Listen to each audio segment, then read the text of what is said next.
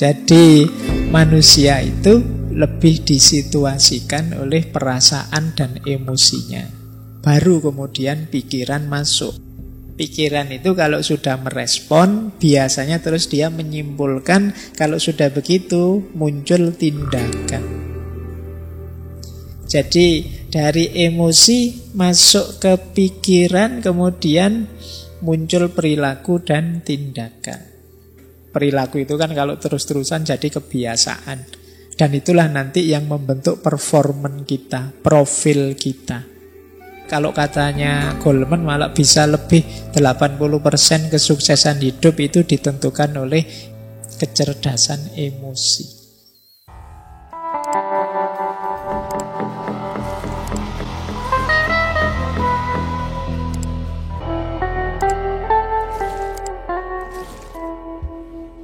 Assalamualaikum warahmatullahi wabarakatuh. Baik, bismillah, kita mulai belajar kita. Dalam hidup ini sebenarnya emosi itu lebih mewarnai kita. Jadi kita itu menanggapi sesuatu biasanya yang muncul dulu itu rasa atau emosi kita. Mungkin ada teman-teman atau bapak ibu yang belum pernah ke sini itu. Begitu masuk ke sini itu kan yang keluar dulu kan emosinya. Mungkin seneng, mungkin kaget, mungkin macam-macam. Itu kan emosinya dulu. Baru setelah itu pikiran bermain. Oh, yo pantes rame, wong yo ada minumnya misalnya. Nah, itu pikiran belakangan, tapi kesan awalnya itu yang maju emosinya dulu. Jadi orang itu lebih banyak disituasikan oleh emosinya, bukan oleh pikirannya. Jadi kalian seneng dulu misalnya yang suka ngaji ini, suka dulu dengan ngaji ini, alasannya belakangan. Alasan itu kan dicari-cari nanti, wah enak ngaji ini, santai, wah enak ngaji ini. Itu sebenarnya alasan belakangan. Padune wis seneng duluan. Kalau kalian tidak seneng, dicari-cari juga alasannya untuk tidak seneng. Iki ngaji capopo, ndak ono Qur'ane, ndak ono ini dicari. Nah, itu belakangan juga. Yang lebih dulu apa? Ndak senengnya dulu. Jadi manusia itu lebih disituasikan oleh perasaan dan emosinya. Baru kemudian pikiran masuk. Pikiran itu kalau sudah merespon, biasanya terus dia menyimpulkan. Kalau sudah begitu, muncul tindakan. Jadi dari emosi masuk ke pikiran, kemudian muncul perilaku dan tindakan. Perilaku itu kan kalau terus-terusan jadi kebiasaan. Dan itulah nanti yang membentuk performan kita, profil kita.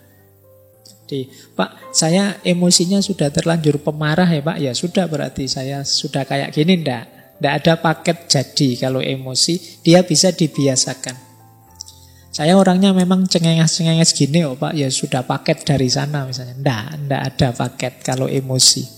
Kalian bisa jadi orang pemarah, bisa jadi orang penyabar kalau mau. Ya kalau ndak mau ya terkecuali. Tapi kalau mau pasti bisa. Pak, saya itu tidak telaten yang gitu-gitu. Kalau mau pasti bisa. Telaten itu bisa dilatih.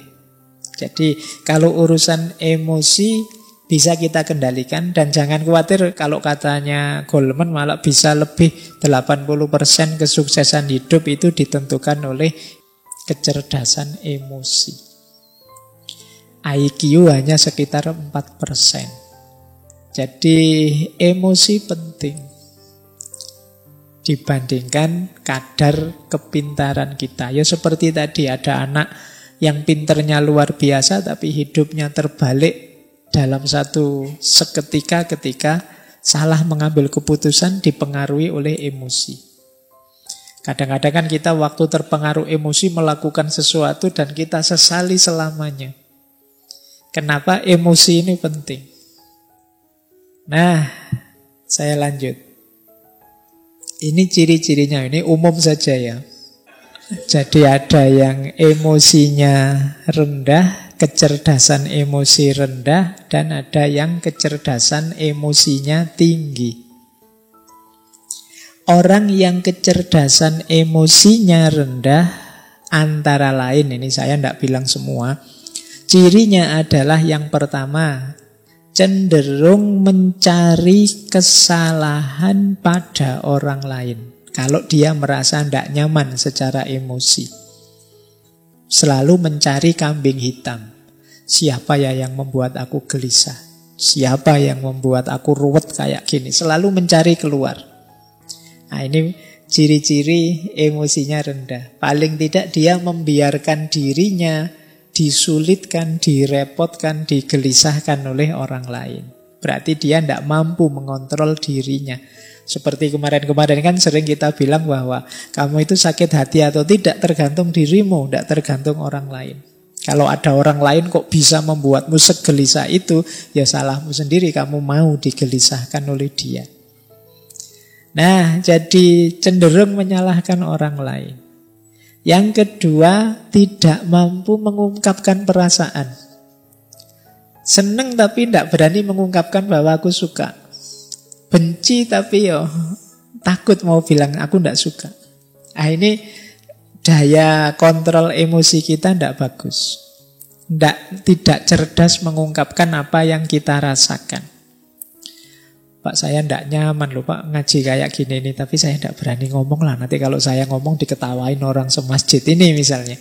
Nah, itu ada sering kita itu dilanda kendala untuk mengungkapkan apa yang kita rasakan.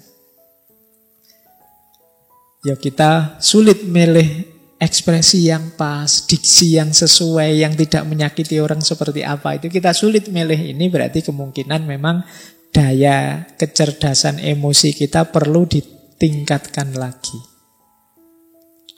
Yang ketiga, suka menyerang, menginterupsi, mengkritik, memberi cap orang lain.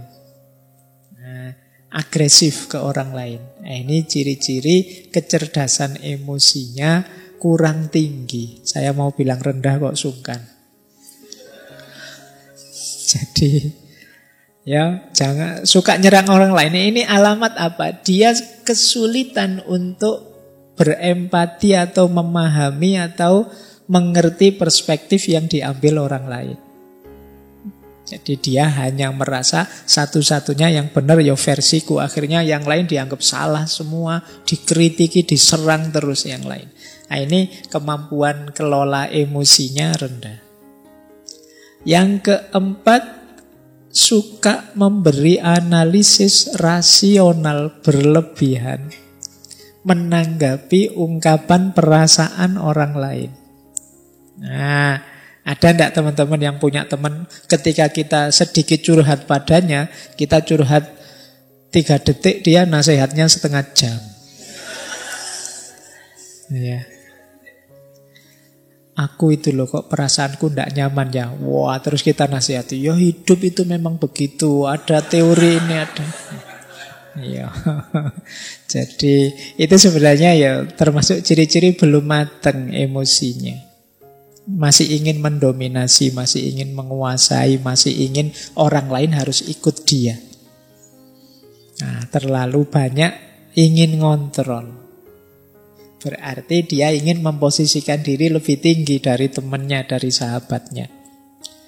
Nah, termasuk ciri emosi yang rendah adalah sering bohong tentang perasaannya atau emotional dishonesty.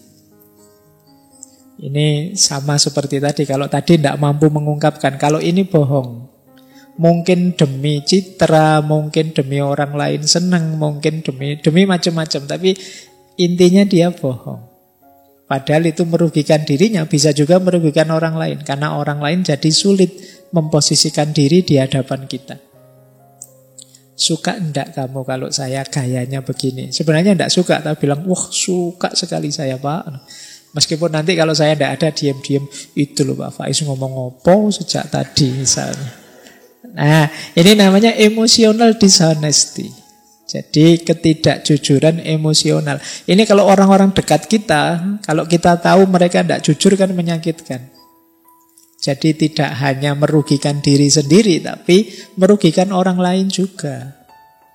Karena kita jadi sulit memposisikan diri di hadapan dia, wong dia tidak jujur.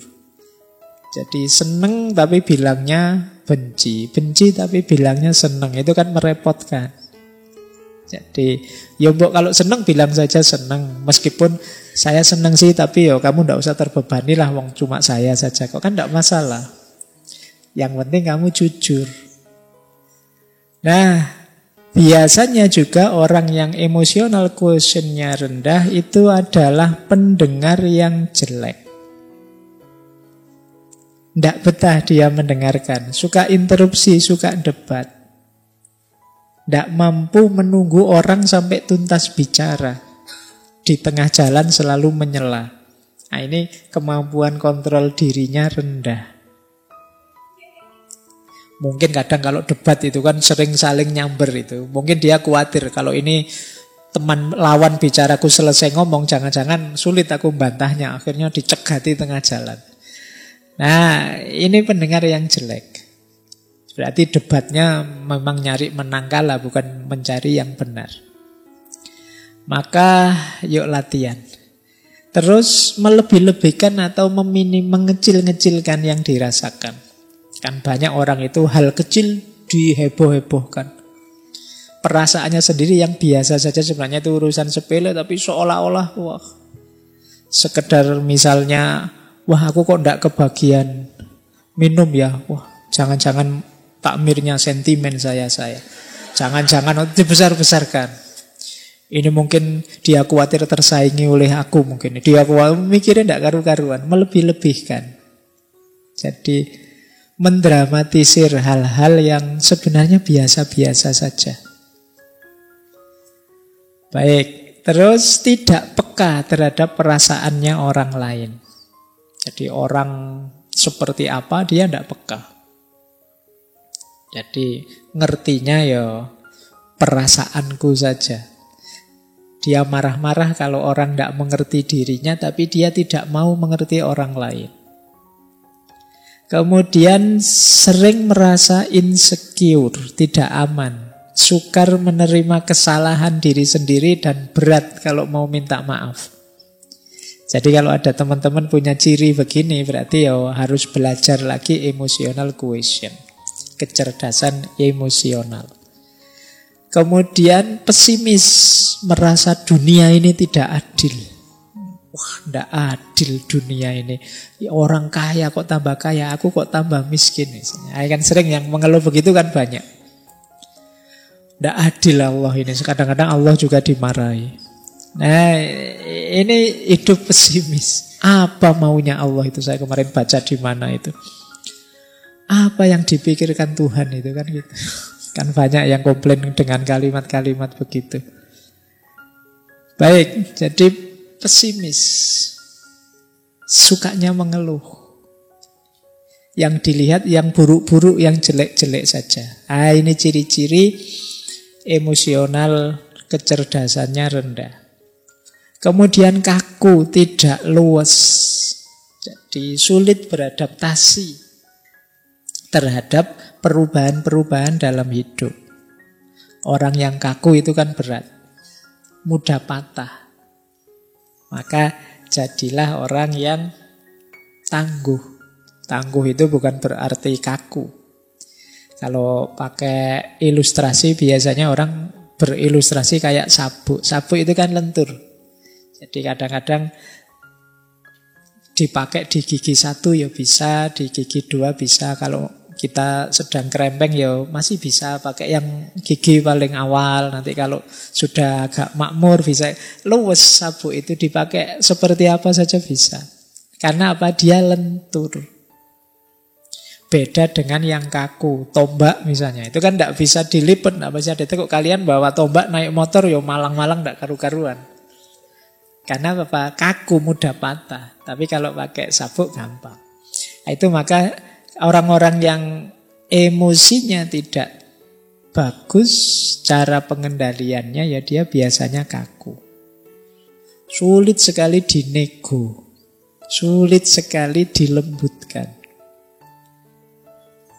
Terus biasanya kemudian jadinya tidak harmonis dengan orang, lebih harmonis dengan yang bukan manusia. Iya, dengan koleksinya, dengan binatang kesayangannya. Sampai kemarin ada yang menikah sama kambing itu ya. Mungkin dia sudah putus asa dengan manusia, itu dia. Jadi kenapa ada orang putus asa dengan orang lain? Karena dia sendiri sulit membangun relasi yang harmonis dengan orang lain. Dia menyangkal fakta bahwa kita ini makhluk sosial yang tidak bisa hidup sendiri. Nah, jadi itu di antara ciri. Kalau ada orang kok lebih sayang dengan motornya, dengan mobilnya daripada keluarganya, anaknya, istrinya, itu kemungkinan ada masalah dalam relasi. Terus puas kalau bisa menghina orang lain, mengalahkan orang lain. Kadang-kadang dibela-belain dengan bikin hoax, bikin kebohongan. Yang penting musuhku kalah. Nah, ini berarti orang yang lemah secara emosi. Oke, saya akhiri. Kurang lebihnya mohon maaf. Wallahul muwafiq, wallahu a'lamu bissawab. Wassalamualaikum warahmatullahi wabarakatuh.